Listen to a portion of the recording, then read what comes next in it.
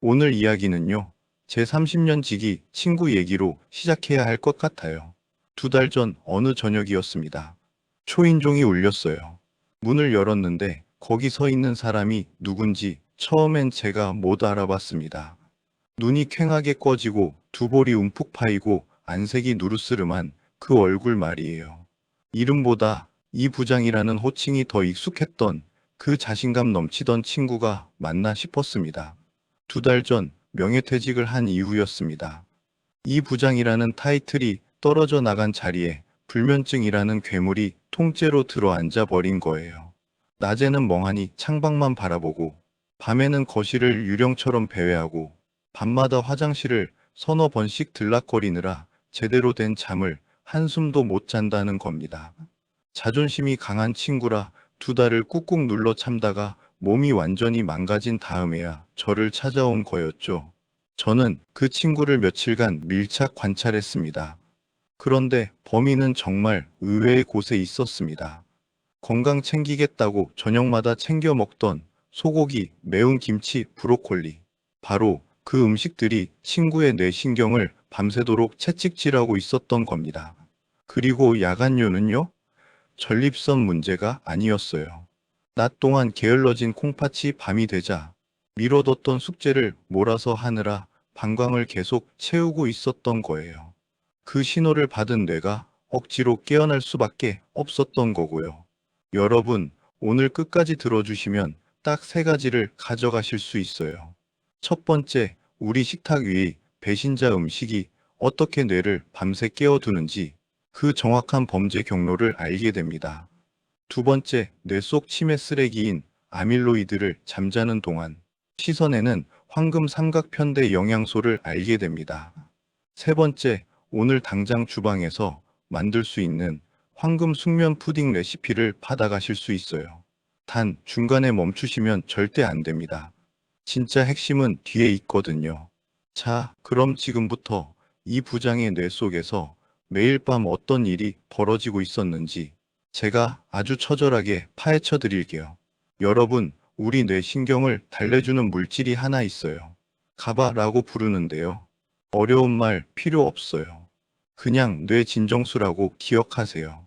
흥분하고 팽팽하게 당겨진 뇌 신경 위에 조용히 뿌려져서 자자, 이제 그만 쉬어 라고 달래주는 역할을 하는 물질이에요.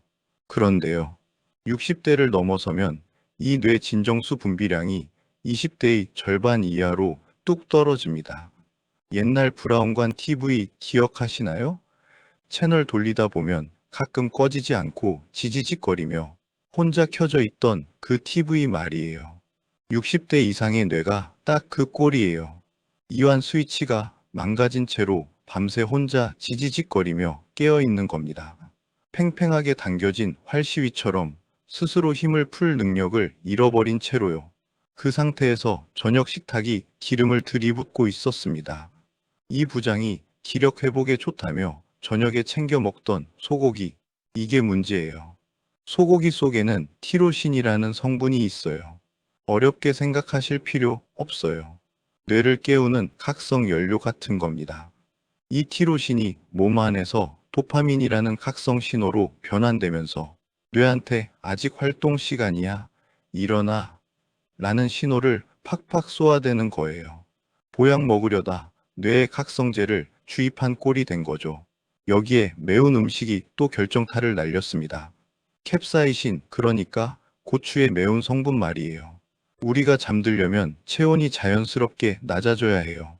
뇌가 이제 자도 돼 라고 신호를 보내려면 몸속 깊은 체온이 딱 0.5도에서 1도 정도 내려가야 하거든요. 그런데 캡사이신이 신부 체온을 강제로 끌어올려 버리는 겁니다. 마치 꺼야 할 보일러를 누군가 몰래 최강으로 틀어놓은 것처럼요. 체온이 올라간 뇌는 절대로 잠들지 못해요. 밤새 뜨겁게 달궈진 채로 신경을 채찍질 당하는 거예요. 이 부장이 밥 먹은 후 얼굴이 빨개지고 손발이 후끈거렸다고 했는데 그게 바로 뇌신경이 채찍을 맞는 신호였던 거예요. 그럼 콩팥 이야기를 해드릴게요. 이 부장이 밤마다 화장실을 왜 그렇게 들락거렸을까요? 많은 분들이 나이 들면 전립선이 커지니까 라고만 생각하세요. 틀린 말은 아니에요.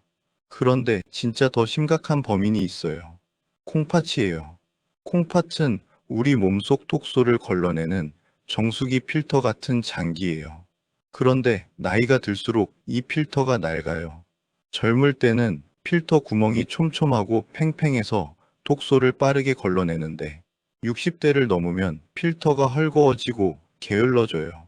낮에 처리했어야 할 독소를 반쯤만 걸러내고 나머지를 혈액 속에 그냥 내버려 두는 거예요.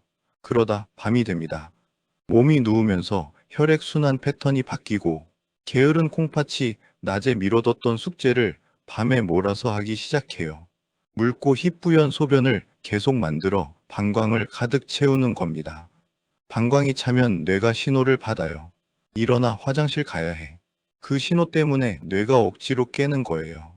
한 번도 아니고 두 번, 세 번, 심하면 네 번씩이요. 잠들기 위해 고생하고 겨우 잠들면 깨고 또 자려고 뒤척이다가 새벽이 되는 거예요. 그 사이 뇌 속에서는 정말 무서운 일이 벌어지고 있었습니다. 우리가 깊이 잠든 동안 뇌는 스스로 대청소를 합니다. 낮 동안 쌓인 치매 쓰레기, 바로 아밀로이드라는 단백질 찌꺼기를 씻어내는 거예요. 뇌척 수액이 뇌 구석구석을 흐르면서 이 쓰레기를 쓸어내는 건데 이게 오직 깊은 수면 중에만 작동해요. 밤새 잠을 못 자거나 얕게 자면 뇌 청소부가 일을 못하는 거예요. 그 쓰레기가 하루치, 이틀치, 두 달치 쌓이면 어떻게 될까요? 이 부장이 손주 이름을 헷갈려하고 어제 먹은 밥이 뭔지 기억 못했던 이유가 바로 여기 있었어요. 치매는 갑자기 오는 게 아니에요. 잠을 못 자는 그 밤마다 조금씩 진행되고 있었던 겁니다. 여러분, 여기서 진짜 놀라운 사실 하나 알려드릴까요? 잠을 자는 건 단순히 피곤해서 눈을 감는 행위가 아니에요. 우리 뇌 속 깊은 곳에 있는 아주 작은 솔방울 모양의 기관이 있어요. 뇌 안의 솔방울샘이라고 불리는 곳인데 이곳에서 멜라토닌이라는 물질이 분비됩니다. 그냥 수면 신호 호르몬이라고 생각하시면 돼요. 이게 분비되면 뇌가 이제 밤이야, 자도 돼 라는 신호를 받고 스르르 잠드는 거예요. 그런데 이 수면 신호 호르몬을 만들려면 재료가 있어야 해요. 공장에 원료가 없으면 제품이 안 나오잖아요. 그 원료가 바로 트립토판입니다. 어렵게 생각 마세요. 그냥 수면 원료 아미노산이에요. 우리 몸이 이 트립토판을 받아서 세로토닌이라는 행복 물질로 만들고 그 행복 물질이 다시 밤이 되면 멜라토닌, 즉 수면 신호 호르몬으로 변환되는 거예요. 공장으로 치면 트립토판은 원재료, 세로토닌은 반제품, 멜라토닌은 완제품인 셈이에요. 그런데 공장이 돌아가려면 원재료만 있어서는 안 돼요. 기계도 돌아가야 하고 냉각수도 필요하고 부스터도 있어야 하잖아요. 여기서 두 번째 주인공이 등장합니다. 마그네슘이에요. 마그네슘은 뇌신경계의 냉각수 역할을 해요. 팽팽하게 긴장된 뇌신경세포를 진정시키고 조금 전에 말씀드린 뇌 진정수가 잘 작동하도록 도와주는 필수 보조제예요. 마그네슘이 부족하면요. 뇌신경이 냉각수 없이 과열된 엔진처럼 달궈지면서 스스로를 못 끄는 상태가 돼요. 그 상태에서 트립토판 원료가 아무리 들어와도 공장 기계가 과열로 멈춰버린 거나 마찬가지입니다. 숙면이 절대로 만들어질 수가 없는 거죠. 그리고 세 번째, 바로 비타민 B군이에요. 이 비타민 B군은 공장의 부스터예요. 트립토판이 세로토닌으로, 세로토닌이 멜라토닌으로 변환되는 모든 과정에서 촉매 역할을 합니다. 비타민 B가 없으면 공장 벨트가 느릿느릿 돌아가다가 결국 멈춰버려요. 아무리 좋은 원료가 들어와도 완제품이 안 나오는 거예요. 이 세 가지 트립토판, 마그네슘, 비타민 B군이 함께 있어야 수면 공장이 제대로 돌아가요. 톱니바퀴 세 개가 맞물려 돌아가는 것처럼요. 하나만 빠져도 공장 전체가 멈춥니다. 이 부장은 이 세 가지가 모두 부족한 상태로 두 달을 버텨온 거예요. 뇌수면 공장이 완전히 멈춰선 채로요. 잠깐 여기서 멈추시면 절반만 아는 겁니다. 여러분, 지금까지 왜 잠이 안 오는지 왜 뇌가 망가지는지 다 이해하셨나요? 이제 진짜 핵심이 나옵니다. 황금 조합 레시피, 그리고 절대 먹으면 안 되는 배신자 음식까지. 지금부터가 오늘의 하이라이트예요. 절대 멈추지 마세요. 자, 이 비책을 공개하기 전에 저와 딱 한 가지만 약속해 주세요. 오늘 이후로 저녁 식단에서 이 배신자 음식을 하나씩 걷어내겠다는 마음속 약속 하나만 해주세요. 그 약속을 하셨다면 이제 제가 모든 걸 공개할게요. 먼저 깜짝 반전부터 알려드릴게요. 브로콜리 양배추입니다. 건강에 좋다고요. 낮에는 맞아요.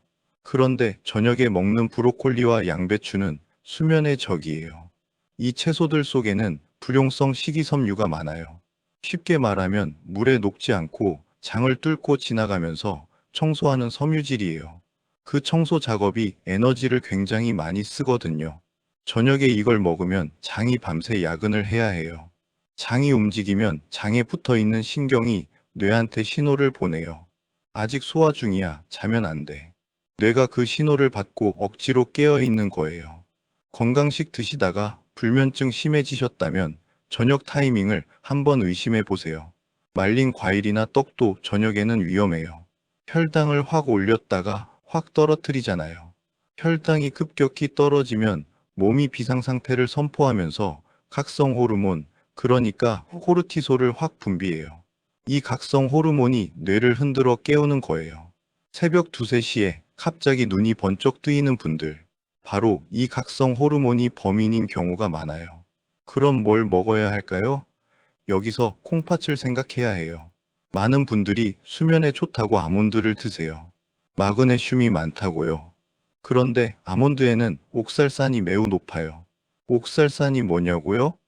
콩팥 결석을 만드는 원료예요. 이미 기능이 떨어진 콩팥 필터에 모래알을 들이붓는 거나 마찬가지예요. 필터를 칼날로 긁어내는 것처럼 콩팥 안에서 날카로운 결정체들이 긁히고 쌓이는 비극이 생겨요. 대신에 호박씨를 드세요. 마그네슘 함량은 아몬드 못지않으면서 옥살산은 비교가 안 될 만큼 낮아요. 콩팥이 편안하게 받아들일 수 있는 착한 견과류예요.